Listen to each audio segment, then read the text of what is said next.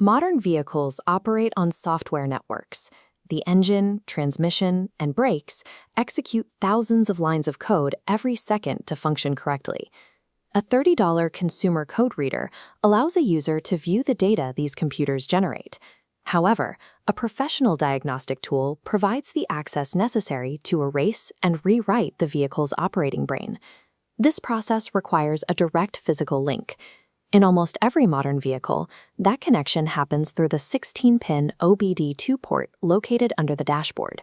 Manufacturers strictly control these access points. Rewriting an engine control unit, or ECU, bypasses emission controls and factory safety limits, so automakers restrict full access to licensed proprietary tools. Updating a car follows different rules than updating a smartphone. An ECU flash is a volatile, physically demanding procedure that requires stable electrical power and uninterrupted data transfer. The update requires a precise digital and physical handshake between the tool and the vehicle. A single error during the write process can leave the engine incapable of starting. The 16 pins of the OBD-II port wire directly into the vehicle's internal nervous system, linking dozens of independent modules. The diagnostic tool communicates using CAN bus. CAN stands for Controller Area Network, a two-wire standard that allows the external tool to locate and talk directly to the ECU. Initial communication happens at 500 kilobits per second. At this speed, the tool queries the engine computer to verify its exact hardware version and current firmware build. Before accepting new software, the ECU forces the tool through a cryptographic security gate. The vehicle issues a digital seed, requiring a specific mathematical key.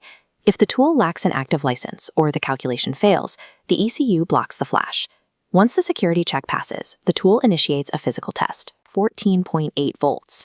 A voltage drop risks a corrupted write sequence, while a spike risks hardware damage.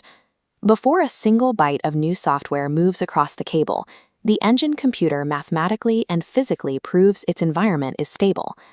Past the network layer, the actual software resides inside the ECU's internal silicon flash memory. The system requires a backup. The tool extracts the existing 4 megabyte firmware file and saves it locally, ensuring a known working copy exists if the update fails. The silicon is strictly divided. One section holds rewritable firmware, while a shielded area contains the bootloader. Before writing, the ECU executes an erase command, wiping the firmware region clean into empty 0xFF byte space.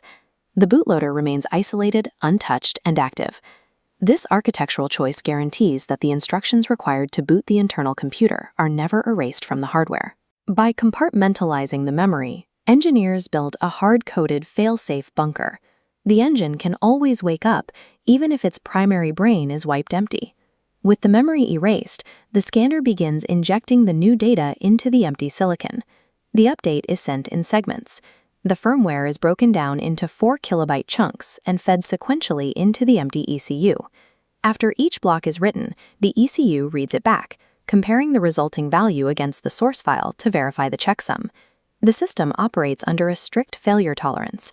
If a checksum mismatch occurs, the ECU allows a maximum of exactly 3 retry attempts to correctly rewrite that specific block. If a block hits the retry limit, the entire flashing process is instantly aborted.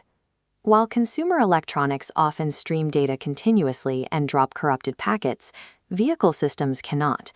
A single corrupted logic sequence in an engine computer could misfire a cylinder or deploy an airbag incorrectly. The ECU never trusts the data it receives. It interrogates every single fragment to guarantee mechanical perfection. This architecture is tested most severely during a sudden physical interruption mid-flash. A power cut at the wrong moment creates a digital disaster. If the vehicle battery drops below the 11-volt threshold, the ECU instantly loses power and the data stream dies. Inside the silicon, the state is fractured. Half the memory contains new, unverified data, while half remains empty. The firmware is entirely corrupted.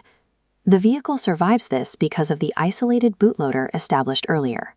The instructions required to turn the computer on remain intact. When power returns, the bootloader identifies the corrupted firmware and executes a resumption protocol, forcing the ECU into a protected recovery state. Mechanics restore stable power, reconnect the diagnostic tool, and query the system. The tool bypasses the broken firmware and talks directly to the active bootloader. The recovery flash process begins. The bootloader identifies the location of the last successful 4 kilobyte block, and the diagnostic tool resumes the write sequence from that point. Modern ECU architecture prioritizes hard-coded resilience, ensuring the system survives catastrophic physical failures, regardless of the software status. Once the final 4 kilobyte block is written, the digital file is complete, but the car is not yet ready to drive. The ECU scans the firmware to perform an RSA 2048 signature verification. This cryptographic standard mathematically proves every byte of the new code was authentically signed by the manufacturer. The diagnostic tool sends the activation command.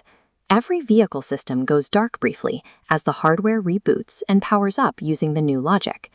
Mechanics perform a mandatory post-flash telemetry validation. They start the engine and monitor live data streams, confirming the fuel pressure holds at 45 psi and verifying the ignition timing is accurate. A flash is successful only when the newly written digital code is proven to safely and accurately operate the physical engine components. This stringent architecture is moving out of the garage and into the driveway through over-the-air, or OTA, updates. Traditional diagnostic files range from 1 to 4 megabytes. Over-the-air updates replace the physical cable with a cellular connection, downloading files that frequently exceed a full gigabyte. This introduces vast cybersecurity stakes. Absolute cryptographic certainty at the network layer prevents hackers from intercepting a cellular transmission and remotely flashing an entire fleet of vehicles simultaneously. The extreme rigor of the traditional flashing architecture remains the foundation. A standard 5-minute software update inherently requires 15 minutes of continuous checksums, voltage monitoring, and physical verifications. Automotive technicians now function as network engineers, interfacing with heavily armored systems.